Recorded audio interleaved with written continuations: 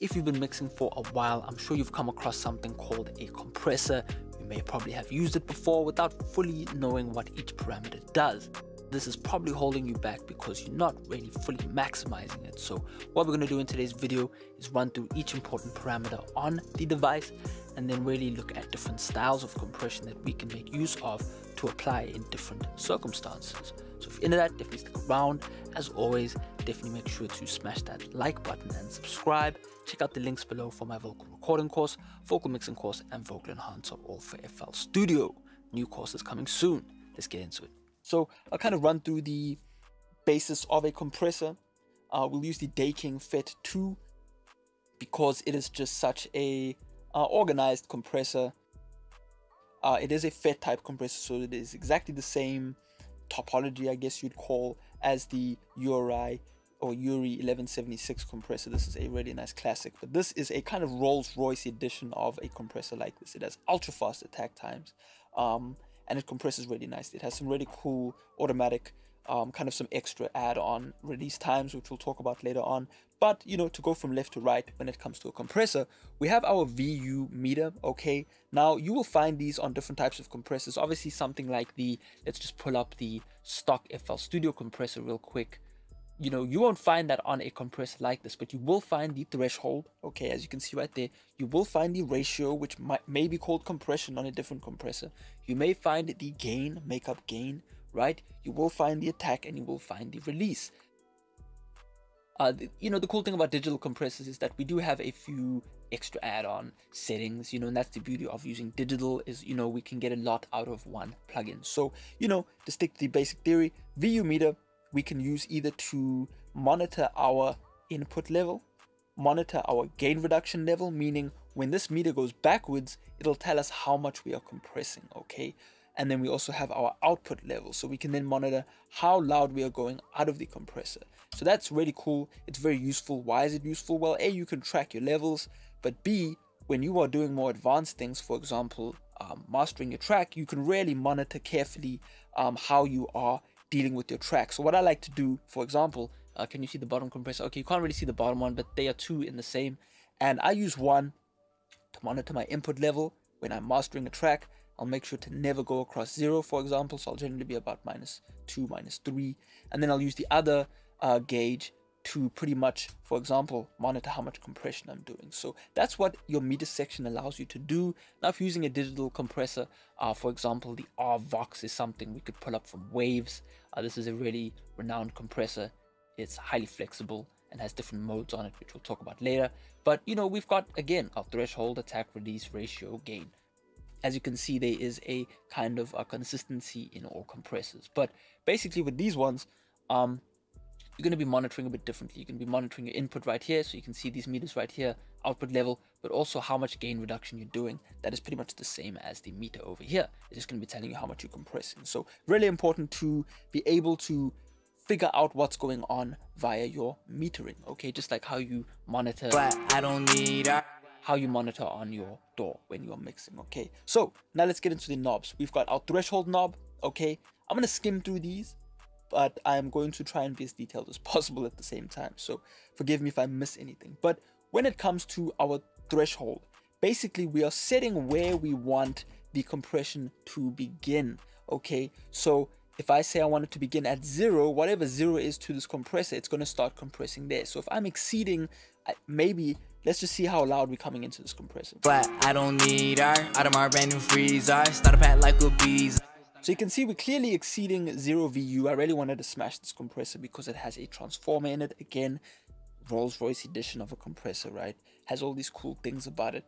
But I'm smashing it. So in theory, when I start to compress at 0, we're going to be getting compression. I don't need her out of my brand new freezer. Start a pack like a bees. And you can see that to be true because we far exceeding the input level, far exceeding 0, and because we've got the threshold set to 0, it's compressing because we've told the compressor to start compressing when the input level exceeds 0. So there you go, right? Nice and simple. It's really easy to see when using an analog compressor. So obviously the more I turn down the threshold, the earlier it will begin to compress, right? We could also say, no, I don't want it to compress at 0.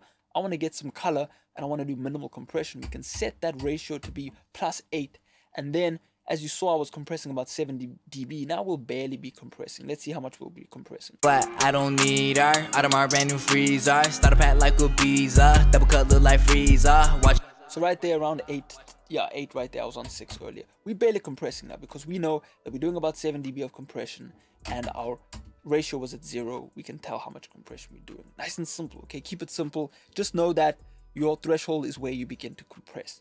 Keep it that simple, okay?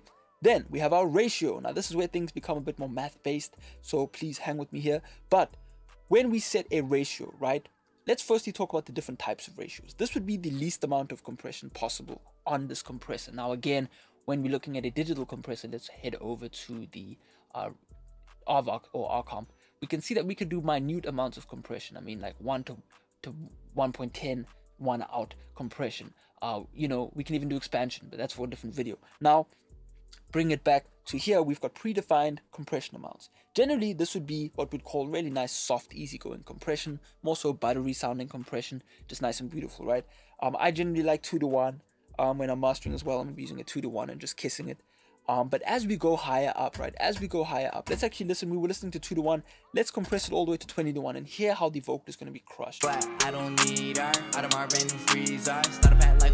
Why is that happening, right? Why when I choose 20 to 1 and not 2 to 1, we get an insane amount of compression? Well, that is because for every 2 dB that go into the threshold or that exceed the threshold, 1 dB comes out. So basically you get a division of 2. When you go to 3 to 1, for every 3 dB that goes in, 1 comes out. Okay, so for every 3 dBs over the given threshold, we're going to be compressing it at this amount. That's how I've understood compression and it's worked for me. Another rule for compression is once you start exceeding about 3 to 1, 5 to 1, and then we start going into 10 to 1, we're then in limiting territory. So you can think of early compression ratios or low compression ratios as easygoing compression, flavor, just doing a bit of touch here and there, you know, as you can see on the screen, just a little bit of compression, 2 dB to 1, you know, 1.7 to 1, really nice values. But as soon as we start going to, you know, some people say about 8, some people say about 10, we are beginning to limit. And limiting basically is extreme compression, okay? For every 10 dB that comes in, 1 goes out. I mean, that ratio is crazy. That is a lot of compression, okay? Keep it simple. I'm not going to go into depth in that because I don't really know much more than that. You know, we can use very soft settings. Limiters, for example, right? Mastering limiters, as you can see, like this one right here, is going to be doing about, let's just say, 100 to 1 compression because we don't ever want to exceed the limiter's threshold. So that's where we can make use of a limiter to make sure that we never digitally clip our song past 0.2 dB, as you can see in the limiter ceiling right there. So, you know, that's the basis of compression ratio. A limiter is a compressor. It's just a compressor at a high ratio. Beautiful stuff. Going over to the attack, okay? FET compressors. The beautiful thing about a FET compressor is we can get extremely fast attack and release times. That is one of the beautiful things about a field effect transistor. I'm pretty sure a FET stands for. Don't really know much about it, right? But I just know what we can do with it. So I like a middle of the road attack time. I don't want to go too fast, okay? A attack on a compressor basically means the speed at which the compressor begins to compress after the threshold. That is a bit more complicating. As you can see, as we go down the line, things become more complicated, but it's really simple to understand. If I set an incredibly fast attack time, this compressor is going to be acting in microseconds, man. I mean, 250 microseconds is incredibly fast. So watch how fast it kicks in. I don't even think the camera can pick up how fast it's going to be. I don't need her. Out of my brand new freezer. Start a pack. I mean, it's just incredibly fast, right? But what ends up happening when we set too fast of attack times, especially on vocals, is we begin to chop off the beginning transients of a sound. So that's a no-go. That's not something we want to be doing. So I like to set a nice, healthy amount of attack. On digital compressors, we can set fairly fast attacks without destroying our sound. This is, you know, pretty important if you want to sag the vocal back in the beat and you want the transients of the beat to shine. Then you can set a fast attack time and then have the vocal kind of be chopped off at the beginning stages of each word, and then have the hi-hats and drums kind of be at the forefront of the transient end of the mix. So it's a bit more complicated, but these are the techniques that you'll begin to learn as you compress and, you know, set your release and attack times as you go along as a mixer. So after that, our release time would be pretty much the opposite of our attack. Basically, what we have here is we tell the compressor how fast to release our signal post threshold. So right now, again, Rolls-Royce edition of a FET compressor, you know, Jeff Daking decided, hey man, it would be pretty cool if I copied some of my favorite compressors. So over here we have this thing called 33609, which is emulating a automatic release time of a Neve. Cool, but you know, just to keep it basic, we have, you know, some basic ones. 0.5, I would think milliseconds, 1 millisecond, 1.5 milliseconds, right? There's no value set there, so I don't know. I forget, I've read the manual such a long time ago. But, you know, again, we can look at this on a compressor in the box, and we can see here, we can set, you know, how fast we want to release it. So let's just kind of play the track. I don't need her, out of my brand new freezer. Start a pack like a visa, double cut look like freezer. Watch on me, my Look how slow that releases, right? You can see how quickly it was all releasing at the end, but you can see how slow it was releasing, right? Look at that, slow, and then it speeds up. But if we were to set it really low, look at that. That is just incredibly fast, right? I don't need her, out of my brand new freezer. Start a pack. But the problem with setting too fast of an attack and a release is we end up with this incredibly unorganized sound. So it's very important to kind of learn as you go along to set really nice attack times and set fair release times. And these are dependent on the rhythm and speed of the track, really, and then obviously how fast the person is rapping or singing. If you're a beginner or an amateur, I would go for more conservative amounts of attack and release. That way you're not going to be screwing yourself over. So for example, we can look at you know, a preset here.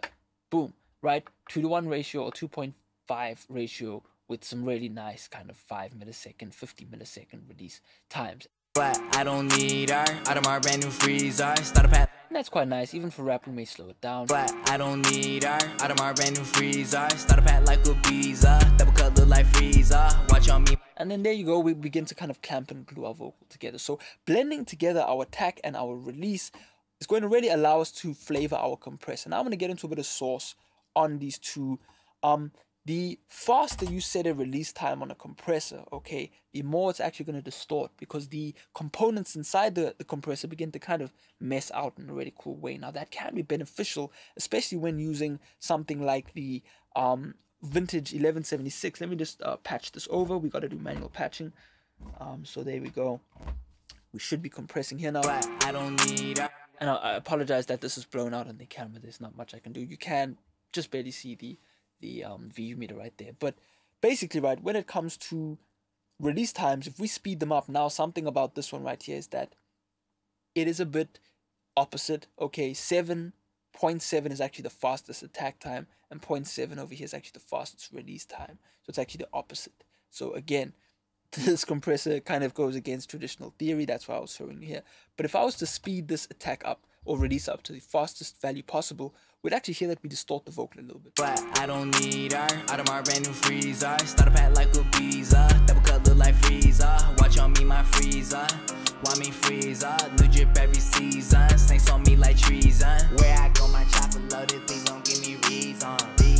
Reason, do shit for no reason. Why you in my zone? Get the fuck up on my region. BAP, ape on me, I'll fight look like pigeon. Comme des garçons, Yves Saint Laurent. Fendi full of ones, got me wide awake. You me not the same, what a shame. Watch my 30 bang, murder in my name. What you claim, homie, you a lame. Leave you with a stain. So if you pay attention to what happens when I turn the release slower, we actually get a more tubby LA2A tubey type sound, but when we speed it up, we begin getting this kind of harmonic high-end distortion. So there are all sorts of cool things that you can do with your compressors. We'll kind of go back to the daking so I can continue with the theory end. But basically faster release times. Again, let's try compress over here. I don't need her, out of my brand new freezer. Start a pack like a visa, double cut look like freezer. Watch on me, my freezer. Want me freezer, new drip every season. Snakes on me like treason. Where I go, my chopper loaded, please don't give me reason. Again, there we get a kind of you know, kind of high-end distortion type sound. Again, this is the same type of family of compressor. And then at the end of the chain, Obviously, again, for mastering, you'd want slower attack times. On my master bus, I'm actually using this 33609, which is a Neve emulation of a release time, and it's just wonderful on mix bus. I mean, it just kind of does this automatic thing, which is wonderful. I use that in combination with the SSL mix bus, and you get this really nice glue sound, but that's for a different video. So at the end of our compressor chain, we have our makeup gain, and basically makeup gain would be our output gain. As you can see right there is an output gain. Over here again is an output trim knob, or basically it's an output trim knob. When you're doing compression, you're going to lose volume, okay? So you're going to want to make up the volume. So if I was to compress heavily, so let's do that, set a really low threshold. I don't need her out of my brand new freezer. Start a pack like a visa. Now I've obviously set this up to be consistent. I kind of had it at this setting, but if we were to want to make the vocal louder, we could turn up the makeup gain. I don't need her out of my brand new freezer. Start a pack like a visa. Double cut look like freezer. And again, because we've got a Rolls-Royce style compressor, the makeup gain actually runs, I'm pretty sure, into the compressor into the transformer section. So we can actually distort our source sound as we leave the compressor. So we can do all sorts of amazing things. But that's kind of a summary of compressor, and hopefully all the things I said in between all of the different knobs we have, you can begin to kind of utilize each different each different knob for a different use, and really just kind of stretch it to the limit, you know what I mean? So obviously, again, if I was to switch over to something like the DBX, I now forget which patch number the DBX is on. I moved it the other day. Wrong one. That is the LA4.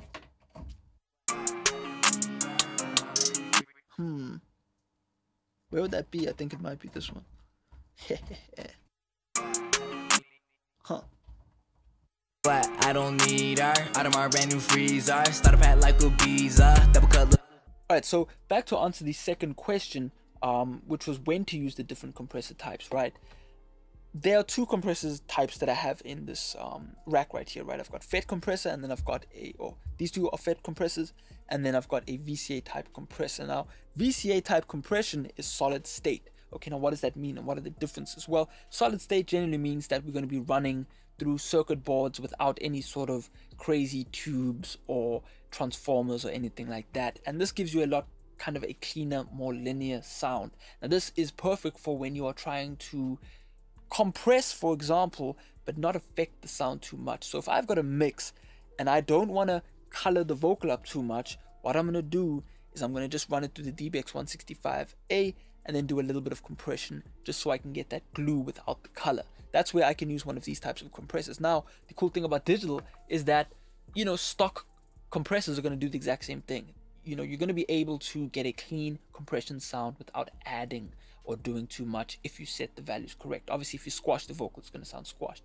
But again, you could also, abuse the knobs you have and then go for fast release, and then you could distort your vocal sound a little bit. But for the most part, when you want to compress, you want to choose a compressor that has a certain flavor and that fits the character of the vocal or sound that you are passing through it. So for example, if I wanted a more warm sounding, fat, kind of rich sounding vocal, I would go for an 1176, right?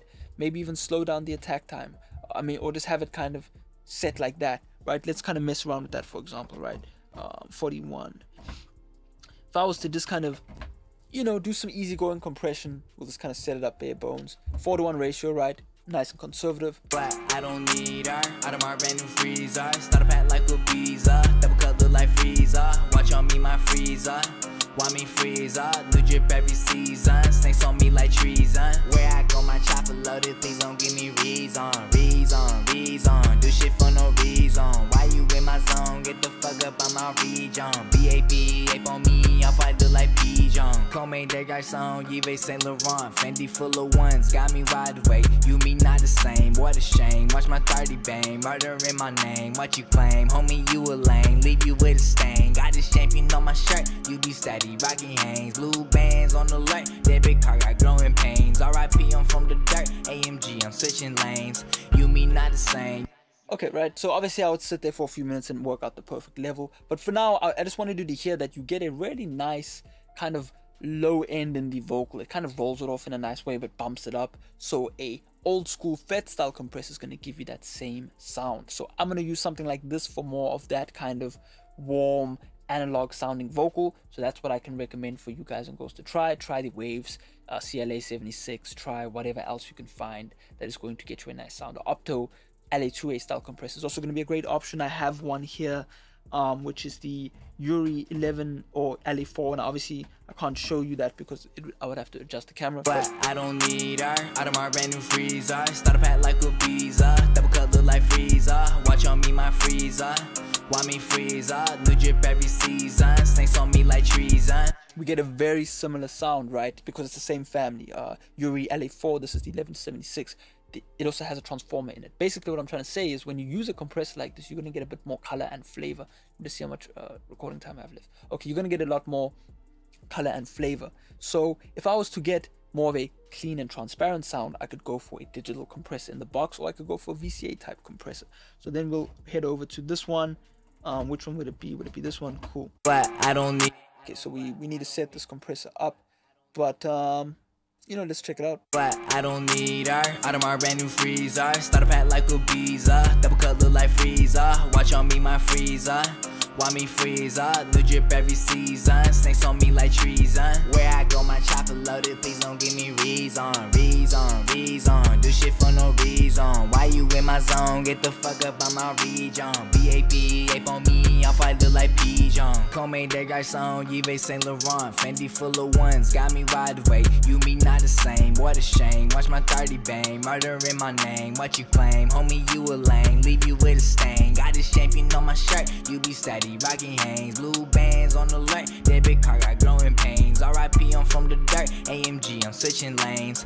You me not the same, you me not the same. I just need a land, you can keep the fame. Wicked, I'm insane, why you playing? Break a bat like Bane, no my got no vein. Bite a neck like a viper, Mario I Piper.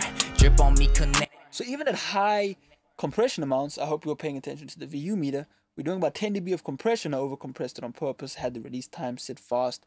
We get still a clean sounding vocal, doesn't really distort too much in the top end, and we get a nice fidelity in the mid-range. And that's really what you'd be using such a compressor for. So there you go. Hopefully this video helped you out in getting a more well-rounded understanding of compression, and I hope that you can utilize the techniques I've shown you. You can try out Waves have a version of this, Waves have a version of this.